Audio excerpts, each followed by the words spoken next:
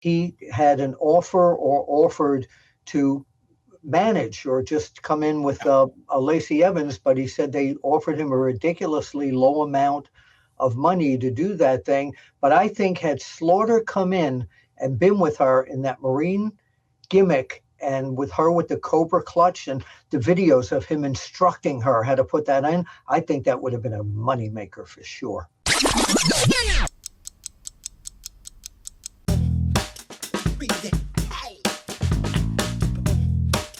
All right, let's see. Rey Mysterio is now the new U.S. champ for WWE.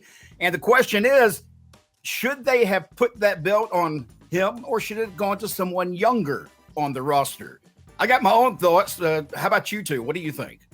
Well, I think that Rey is going to be an excellent transitional champion to someone that they're going to put on there, and younger, of course. But for the short term, I think it's excellent. And even if it's a little more long term, Rey Mysterio is still showing that at his age, he's very competent at what he's doing in the ring, and the fans adore him.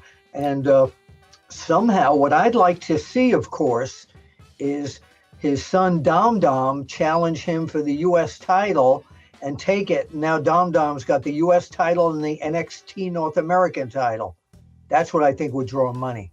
Yeah, Teddy, I think you're probably agree with me, and what Bill just said is probably exactly right.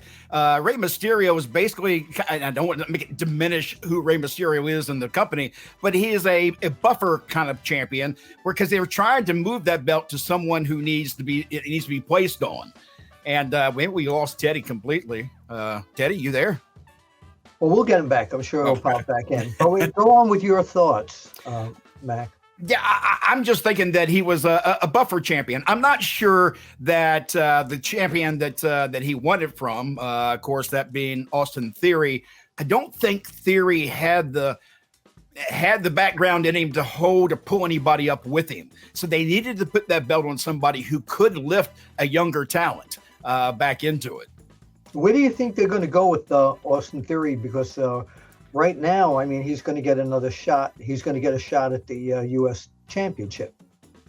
I really don't know. I kind of got the feeling that maybe they cooled their heels on Austin Theory for now. And maybe there's something down the line, but I don't feel like he's as important of a player on their team right now as he once was. All right, let's see. I want to talk about somebody else too now. This one kind of baffles me. Lacey Evans is now gone from the WWE. My question is, what went wrong with her character? I mean, was she too strong of a woman in charge? Maybe she looked too good. Maybe she was a good worker. Maybe she's a good mother. Maybe it was because she's a legit badass. Or maybe it's because creative couldn't find something for her. Give me a break. This is ridiculous. This girl has a load of talent, and for her to get away from WWE is a head scratcher to me.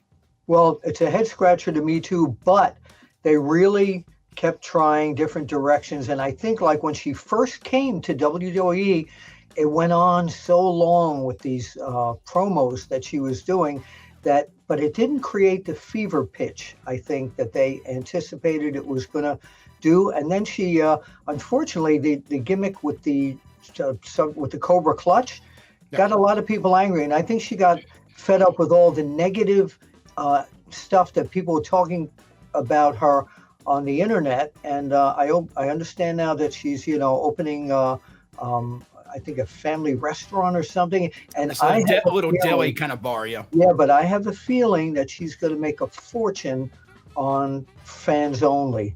And she's going to show a lot more skin than she ever showed in WWE, and she's going to make a lot of money.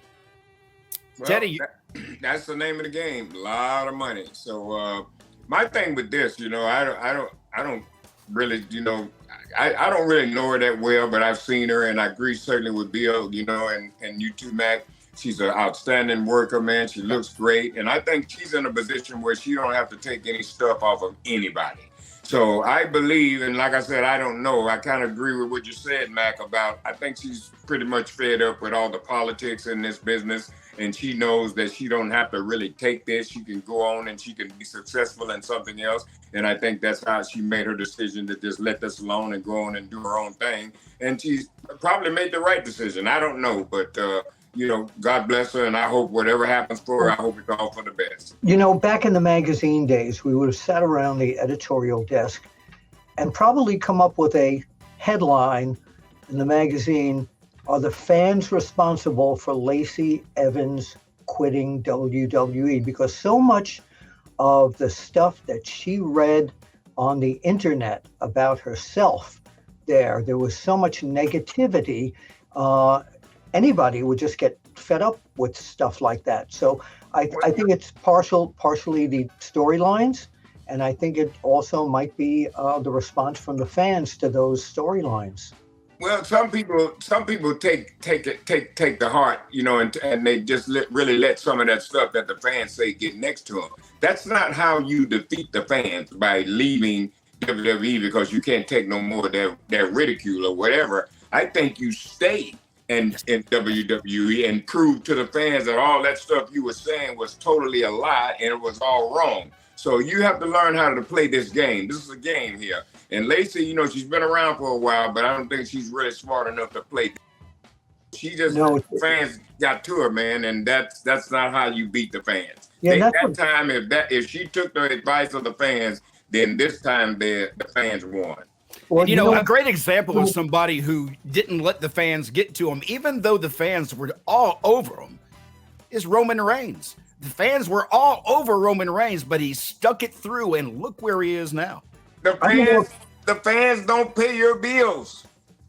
Yeah, but I don't know if you could actually compare that with Roman Reigns, because after they underutilized Lacey Evans, she became a match where you didn't have that fever to want to see what she was doing at this point. It was, it became. But was that her fault or was that WWE's fault? That's hard to say, but it's. I would say this. Okay, like I said, maybe she was unutilized or whatever, or kind of put on the back burner. But every day she was on that back burner, she was getting a paycheck. Yeah. Every week she got a paycheck. Right. So it wasn't her fault if WWE hasn't made up their mind what they want to do or how they want to use her. That's not her job. That's creative's job. So I wouldn't let that worry me if I were her. Just give me my check every week and then creative until you guys come up with something for me. Here I am. If you don't have nothing for me, let me know so I'll know what the next move is.